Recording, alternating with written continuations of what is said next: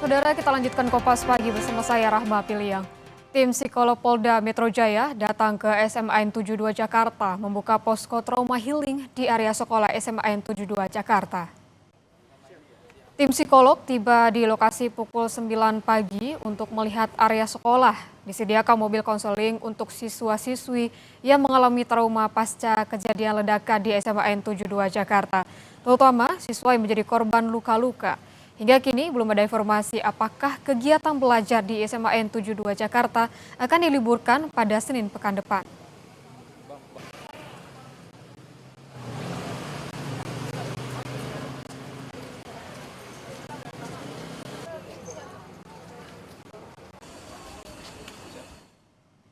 Sementara itu, saudara, tim konseling psikologi kepolisian Polda Metro Jaya sudah ada di Rumah Sakit Islam Cempaka Putih. Tim ini akan memberikan pendampingan psikologis bagi korban dan juga keluarga korban. Selain menurunkan tim psikolog, Polda Metro Jaya juga mendirikan posko untuk mengupdate informasi jumlah korban yang masih dirawat. Hingga saat ini dari total 39 korban yang sempat dirawat di Rumah Sakit Islam Cempaka Putih, 14 orang masih dirawat inap, termasuk 1 orang yang diduga pelaku peledakan yang akan menjalani operasi medis lanjutan.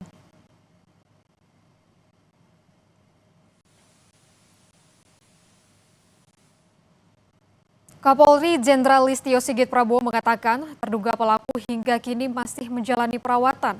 Polisi juga masih mendalami motif pelaku peledakan di SMAN Negeri 72 Jakarta. Untuk Jakarta, setelah ini saya akan mengecek, namun yang jelas kemarin sudah kita informasikan bahwa untuk dugaan pelaku kita sudah tahu, saat ini juga sedang dirawat.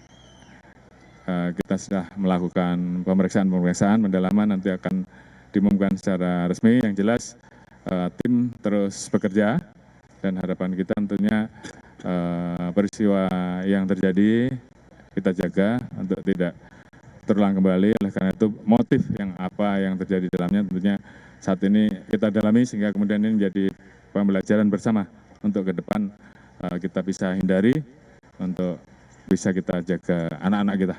Saya kira itu, nanti secara umum nanti saya sampaikan setelah kegiatan di Jakarta. Terima kasih. Wamenko Polkam, Lodewijk Paulus mengunjungi korban luka di rumah sakit dan lokasi ledakan SMAN 72. Dalam kunjungannya, Wamenko Polkam juga menyebut tidak ada korban jiwa dalam insiden ini. Wamen Polkam bilang senjata yang ditemukan di lokasi ledakan merupakan senjata mainan. Sementara penyebab ledakan masih didalami tim gabungan. Akibat ledakan di SMAN 72 tidak menyebabkan korban jiwa, namun 54 orang terluka dan dirawat di rumah sakit.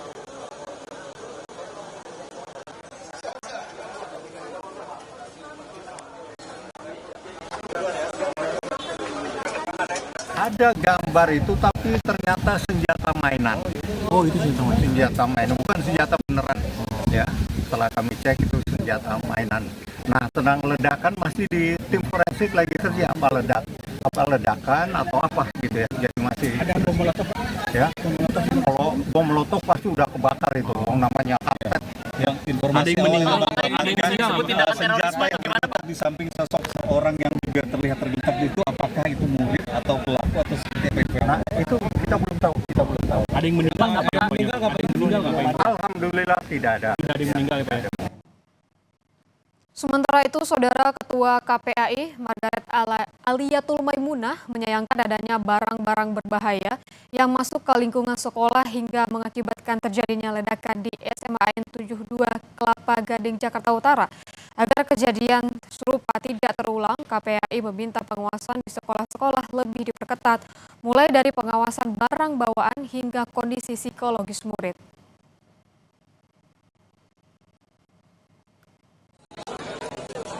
Di sekolah. Ini kan menjadi perhatian di pihak satuan pendidikan ya, kok bisa benda-benda yang kayak begitu ini lolos masuk di sekolah. Maka tentu ini menjadi tantangan di satuan pendidikan terkait dengan pengawasan terhadap barang-barang yang dibawa anak gitu ya. Kemudian bagaimana mekanisme bahwa di sekolah ya anak-anak harusnya mendapatkan perlindungan keamanan dan keselamatan keselamatan. Ini tentu menjadi PR gitu ya.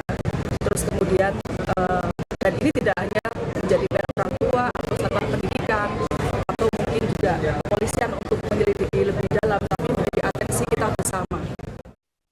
Kapolri menyebut terduga pelaku ledakan merupakan salah satu siswa di SMAN 72 Jakarta. Sesaat sebelum kejadian, aktivitas terduga pelaku sempat terekam tengah membonceng motor menuju sekolah.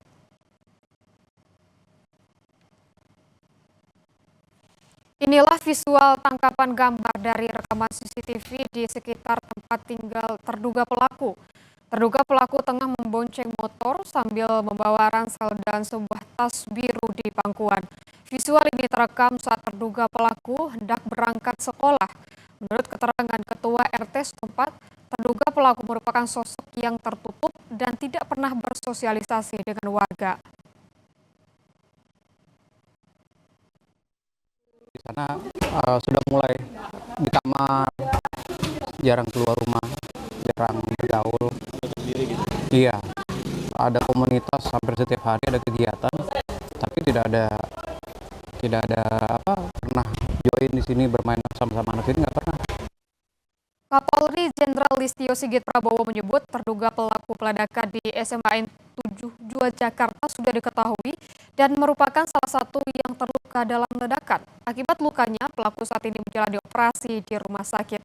Namun mengenai motif masih didalami. Terduga pelaku saat ini sudah kita dapatkan. Anggota sedang melakukan pendalaman terkait dengan identitas korban, kemudian juga lingkungan korban, lingkungan pelaku, termasuk rumah dan hal-hal lain yang saat ini sedang kita dalami, dan tentunya nanti akan diinformasikan lebih lanjut. Untuk saat ini salah satu dari yang saat ini melaksanakan operasi terduga pelaku, dan untuk motif ya saat ini memang sedang kita dalami. Berbagai macam informasi tentunya akan kita kumpulkan supaya menjadi satu informasi yang bulat pada saat nanti diinformasikan lebih awal. Sementara itu, Saudara, tim Puslap 4 Mabes Polri geledah sebuah rumah di daerah Cilincing, Jakarta Utara pada Jumat malam. Rumah itu merupakan tempat tinggal terduga pelaku yang terlibat dalam ledakan di SMAN 72. Petugas menutup akses jalan menuju rumah dengan memasang garis polisi di tengah jalan. Dari dalam rumah, tim Puslap 4 Mabes Polri membawa kardus berisi barang yang diduga terkait dengan ledakan. Ketua RT menyebut rumah yang digeledah merupakan tempat usaha makanan yang ditinggali oleh orang tua serta terduga pelaku. Diketahui, Saudara, terduga pelaku tidak bersosialisasi dengan masyarakat dan cenderung tertutup.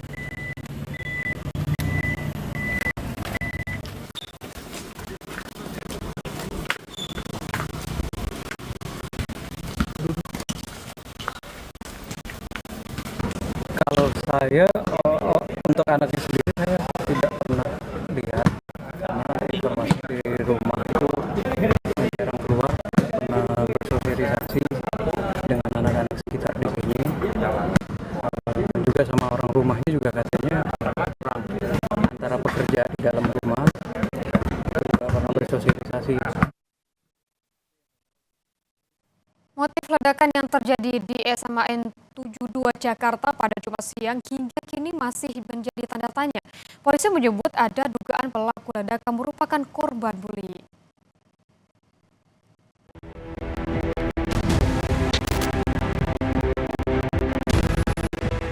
Jumat 7 Oktober 2025 jadi hari yang menggemparkan siswa SMA Negeri 72 Jakarta, Kelapa Gading, Jakarta Utara. Tepat memasuki waktu sholat Jumat, ledakan terjadi di masjid di lingkungan sekolah SMA Negeri 72. Ledakan itu mengakibatkan 96 orang terluka. Polisi menyebut pelaku ledakan merupakan satu dari siswa di SMA Negeri 72 Jakarta sekaligus korban ledakan. Motif pelaku hingga kini masih tanda tanya. Terduga pelaku saat ini merupakan salah satu siswa ya di SMA tersebut. Saat ini masih satu yang kita dapati, namun kita tidak berhenti sampai di situ. Kita terus melakukan penyisiran. Apakah ada pihak-pihak lain, dan saat ini tim sedang bekerja. Dari penyidikan lanjutan hari ini, Kabid Humas Polda Metro Jaya Budi Hermanto menyebut ada dugaan pelaku merupakan korban bullying.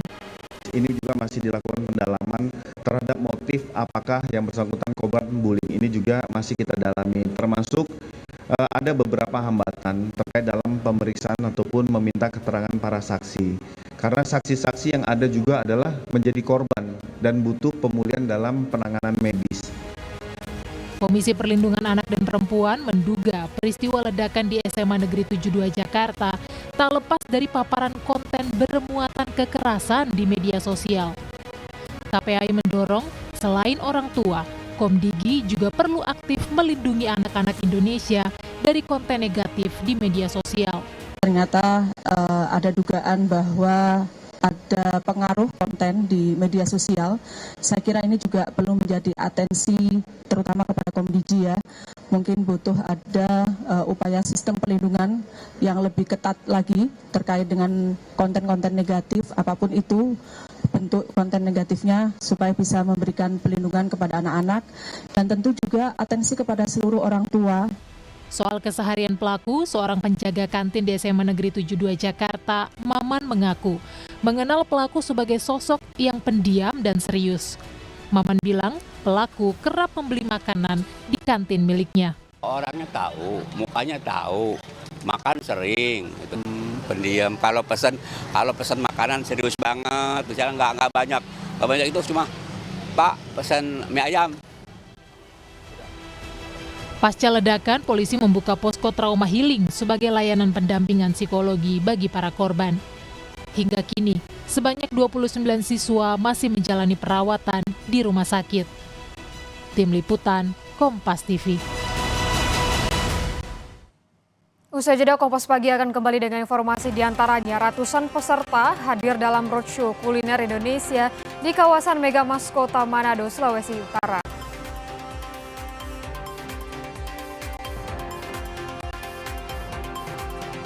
Ada juga informasi terkait dengan 11 orang, termasuk jurnalis, petugas medis, aktivis internasional, dan petani Palestina terluka dalam serangan di kota Beita Selatan Nablus, diserang pemukim Israel.